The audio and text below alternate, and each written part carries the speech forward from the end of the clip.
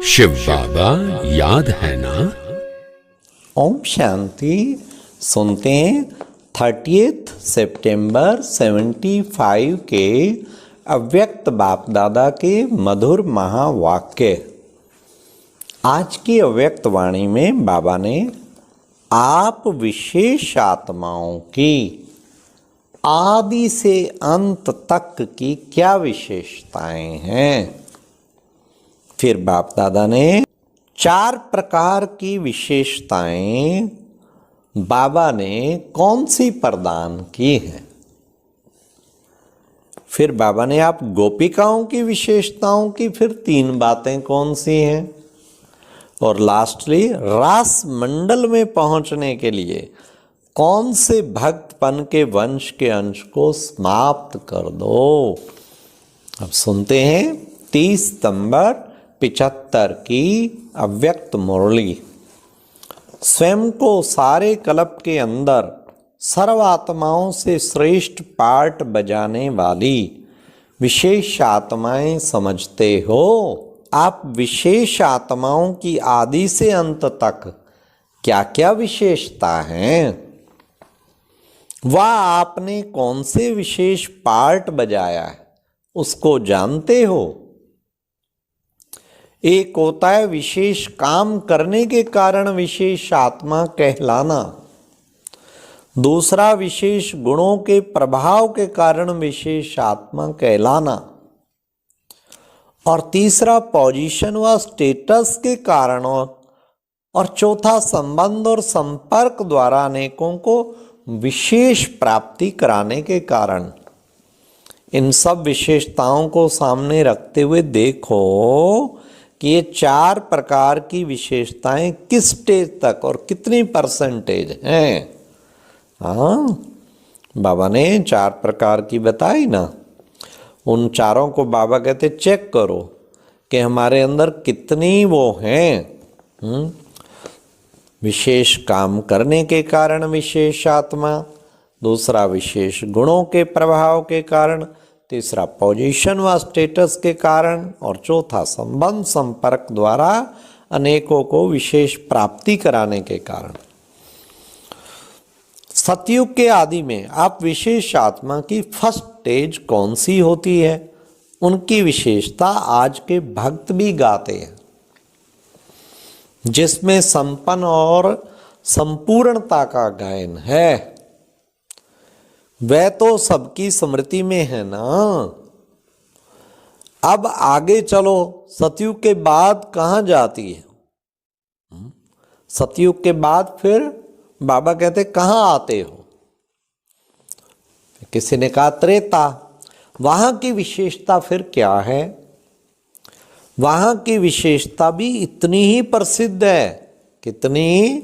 इतनी ही प्रसिद्ध है कि जो आज के कलयुगी नेता उसी राज्य का स्वप्न देखते रहते हैं कि ऐसे होना चाहिए। कोई भी प्लान सोचते हैं तो भी आपकी सेकंड स्टेज को अति विशेष समझते हुए उसे सामने रखते हैं।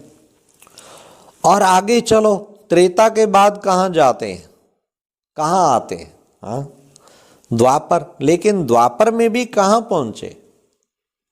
द्वापर में भी राज सत्ता तो होती है ना।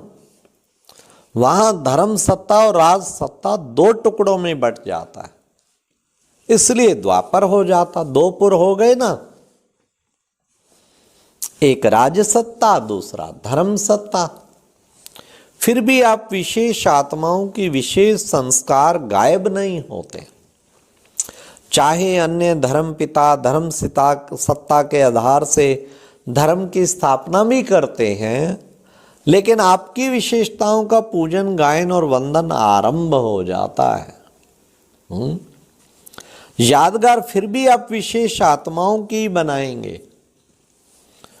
गुण गान आप विशेष आत्माओं के ही होते हैं। राज्य सत्ता में भी राजाई ठाठ और राजाई पावर्स रहती हैं। आपकी विशेषताओं की यादगार में शास्त्र बन जाते हैं। सुनते चलिए, विशेषताओं की महिमा, अपनी विशेषताएं याद आती हैं। अच्छा, इससे आगे चलो, कहाँ पहुंचे? किसी ने कहा कलयुग। वहां की विशेषता क्या है? आप विशेष आत्माओं के नाम से सब काम शुरू होते हैं। बाबा ने कहा हर कार्य की विधि में आपकी विशेषताओं की सिद्धि सुमरण होती रहती है। आपके नाम से अनेक आत्माओं का शरीर निर्वाह होता है। नाम की महिमा यह कलयुग की विशेषता है। आपका नाम सब स्थूल सूक्ष्म प्राप्तियों का आधार बन जाता है। क्या इस विशेषता को जानते हुए, अच्छा फिर आगे चलो, कहाँ पहुंचे? जहां है वहां पहुंच संगम युग की विशेषताओं को तो स्वयं अब अनुभव कर ही रहे हो। सारे कल्प की विशेषताओं को सदा स्मृति में रखते हुए सदा अलौकिक विचित्र रास करते रहते हो। गोपियों की रास तो प्रसिद्ध ही है ना, तो निरंतर रास करते हो अथवा प्रोग्राम से करते हो, यह है उल्लास की रास। लेकिन इस रास में संपूर्ण पूर्णमासी की रास प्रसिद्ध है। इसका रहस्य क्या है? पूर्णमासी अर्थात उसमें संपूर्णता की निशानी गाई हुई है। इस रास की विशेषताएं अब तक वर्णन करते रहते हैं। वह कौन सी विशेषताएं? उस समय गोपिकाओं की विशेषता क्या थी? आपकी बातें हैं ना। मुख्य विशेषता क्या थी? 3 बातें सुनाओ। बाबा आज सब प्रश्न पूछते जा रहे हैं। गोपिकाओं की जो विशेषताएं, उसकी 3 बातें सुनाओ। अब सुनिए, बाबा ही उत्तर दे रहे हैं। एक विशेषता, रात को दिन बनाया हुआ था। दिन अर्थात हर एक गोपी के जीवन में सतो प्रधान का सूर्य उदय था।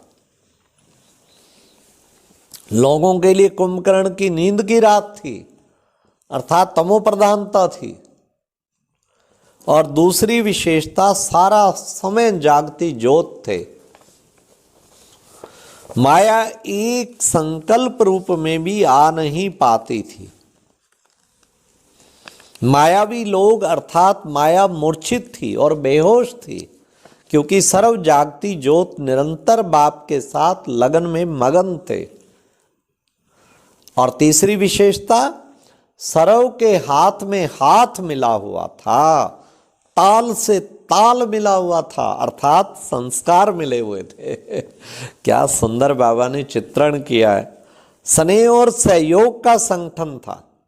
रास में सर्कल अर्थात चक्कर लगाते हैं ना।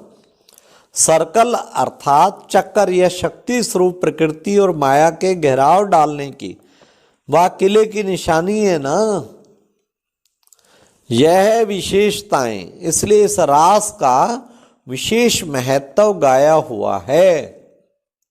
यह हुआ संगम युग की विशेषताओं का गायन। तो ऐसी रास निरंतर होनी चाहिए।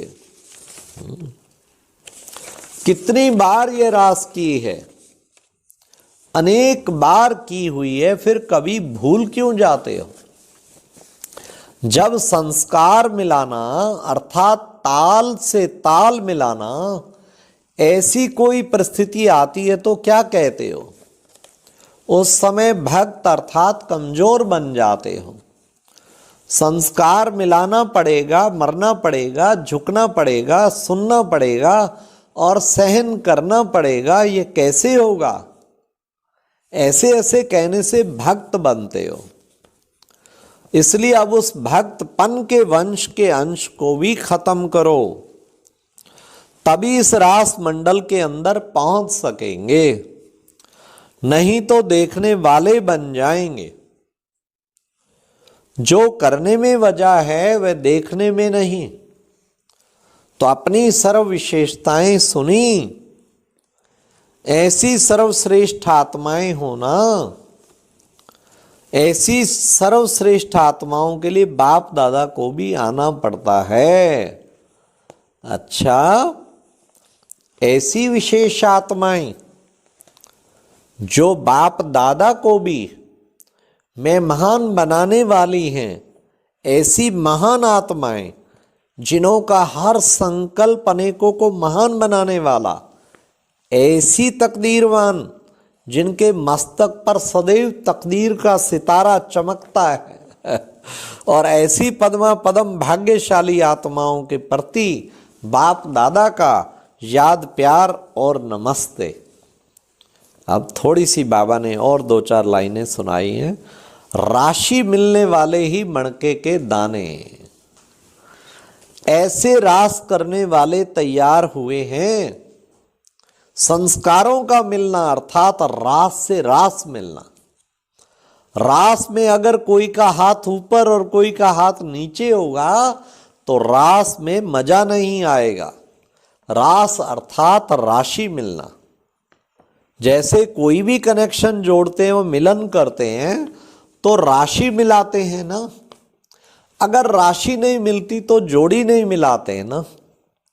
एक दो में राशि मिलना अर्थात स्वभाव, संस्कार, गुण और सेवा साथ साथ मिलने में दिखाई दे।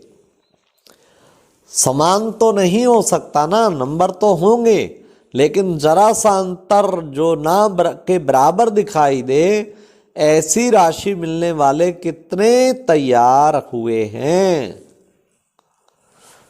क्या आधी माला जितने भी तैयार हुए हैं, होना तो है ही, सुई हुई पड़ी है, सिर्फ घूंघट के अंदर हैं। अच्छा, ओम शांति। ये थी आज की मुरली जो बाबा ने खास हम बच्चों का अटेंशन खिंचाया कि तुम सब विशेष आत्माएं हो, और 4 प्रकार की विशेषताएं बताई, और गोप गोपियों का भी मिलन 3 तरीके से बताया। ओम शांति। और अब यह एक बहुत अच्छी वीडियो भी जरूर देखें।